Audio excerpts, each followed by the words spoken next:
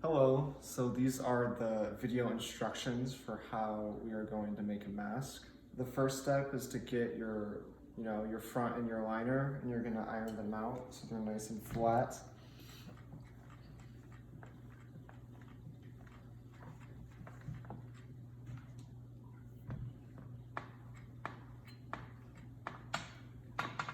All right, once you've done that, you can hand the pieces of cloth to the sewer. Now, these pieces of cloth don't have a print, but if one of them did have a print, you would want the print to face inwards because eventually we're going to flip the mask inside out, and in order for the print to be outwards, you need to place it inwards first.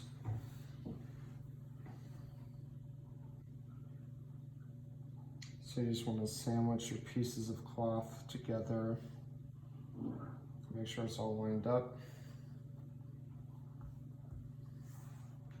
And now, the first step of actually sewing, you want to start at the end of one of the long sides. So I'm going to start right here.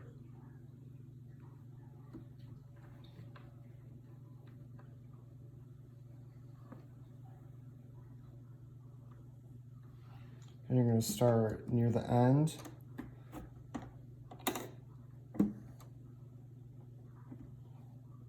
I'm going to sew a few stitches and then back stitch to lock it. And I'm going to have a 1/4 of an inch seam allowance.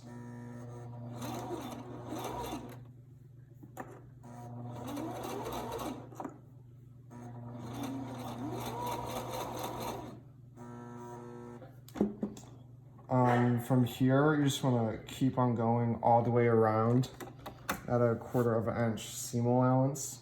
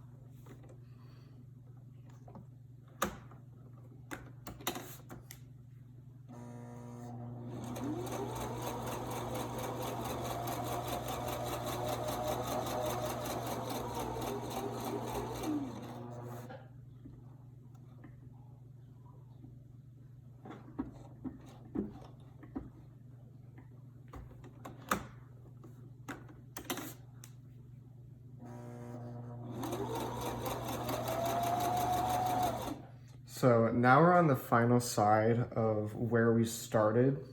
And what I want to do is I want to sew up to about 2 inches away from my initial stitch that I made.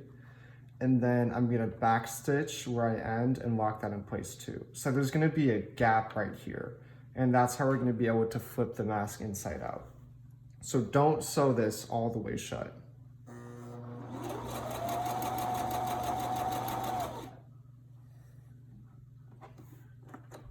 Back stitch to lock it, and then you can just lift it up.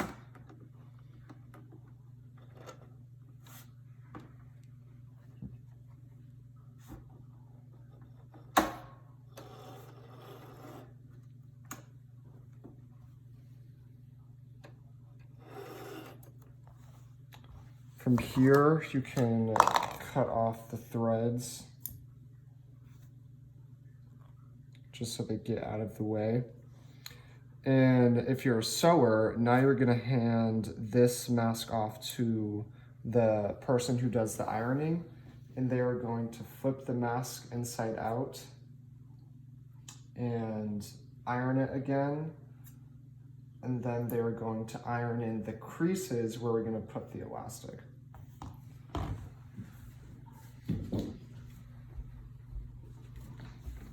So here's how you flip it inside out, and this will finish the edges. You take your chopstick And the first thing you want to do is just flip the mask inside out through the hole that we left.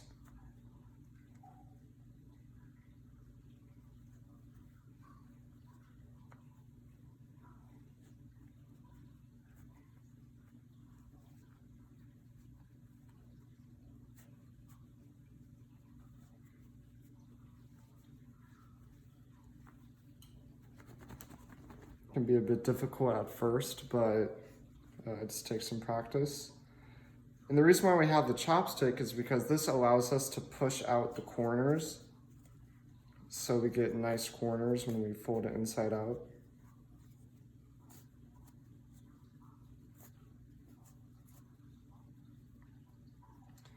And now that the person who's ironing has done that, they have a few more steps to do. So the way that we're gonna close this hole that we left is that we're gonna sew back over this line, but it needs to catch something in the flaps. So you wanna pull this taut and then fold it in a little bit, about 1/4 of an inch, and you wanna pull it taut like that. So, but there's some fabric under here that you're gonna be able to actually sew. And after you do that, you wanna iron it shut so the sewer can have an easier job of trying to hit that.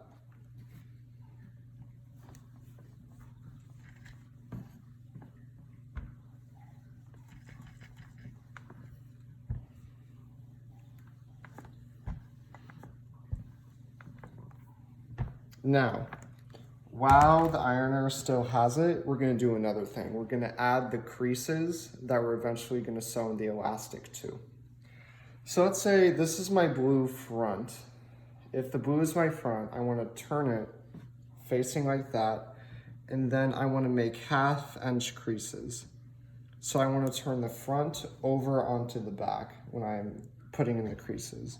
And they're gonna be approximately about 1/2 inch.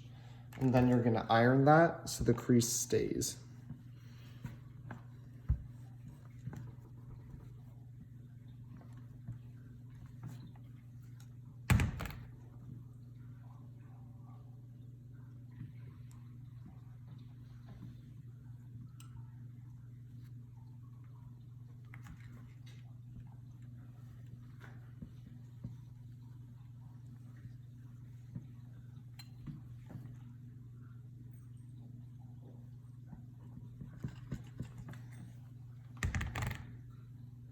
All right, so now that the ironer has done that, we can take it back over to the sewing machine.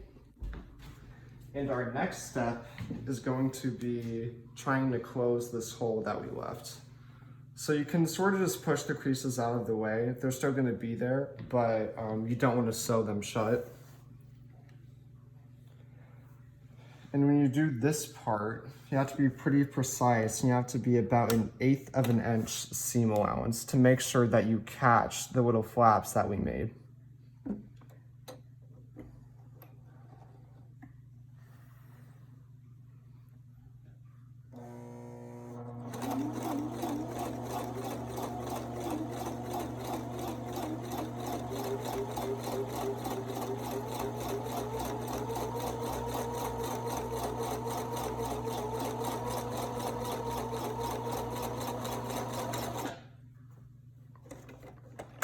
And you're just gonna sew all the way across with that.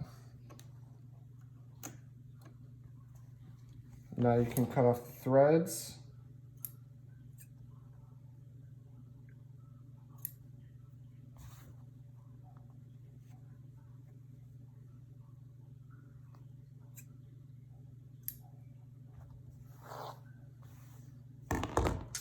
And that closed the hole. So now we have a nice closed and tight hole. So our next step is to tie in the elastics. Now the elastics are going to be pre-cut as well as the cloth, so you don't have to worry about like the length or anything. But what you want to do is you want to place it where the crease is and you want to fold it over. And we're actually going to sew this while the elastic is in there. So once we're done with that, we can just tie it and we don't have to worry about, finding a way to get this elastic through. And when you sew this, you want to avoid hitting the elastic because that will mess it up. You want to try to aim close to the end right here. Not on this end, but like towards the middle as possible.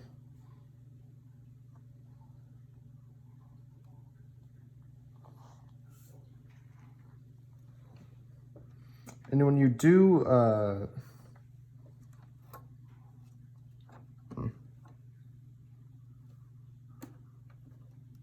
when you do this sewing part, you're gonna wanna backstitch and lock both ends.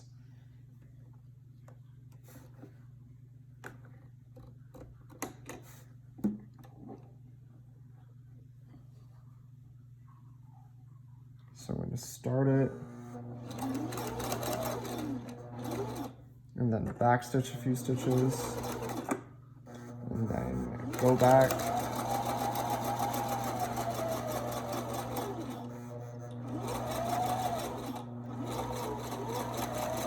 And once you get to this end, you're gonna want to backstitch, and then you can just go off.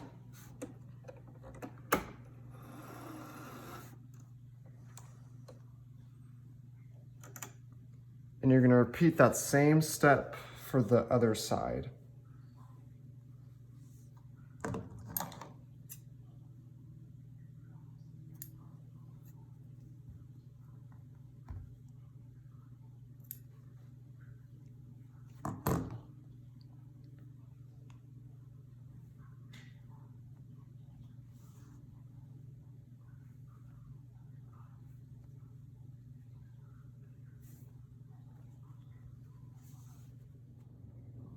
So like before, we're going to start a few stitches and then backstitch it.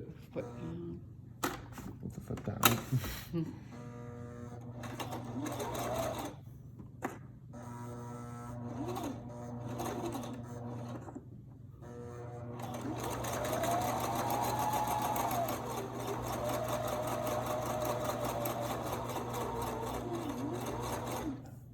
And then backstitch the end.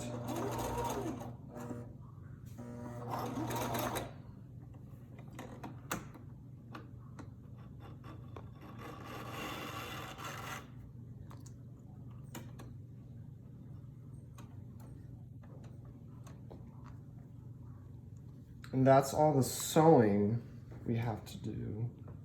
So now as a sewer, you can just hand this mask off to the ironer. They are going to cut all of the loose threads and then tie the elastics to finish off the mask.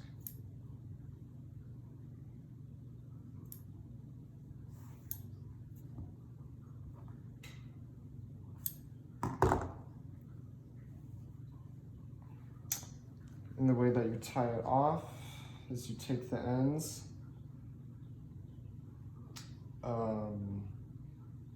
just wrap the ends around your finger, pull the loop off, and stick the two ends through the loop.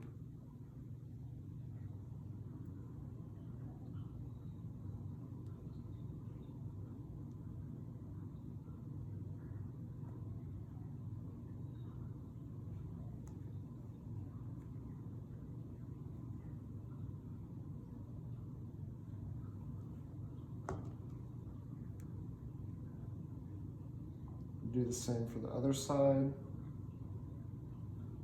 And one last thing, once you have tied the knots, you can flip the actual knot itself inside to the mask, just so like you don't have that bugging your ear. So you see how the knot is now inside the seam. And you can do that. And I'll do it to the other side as well.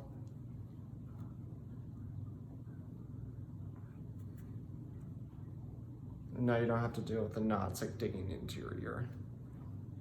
So that's completed.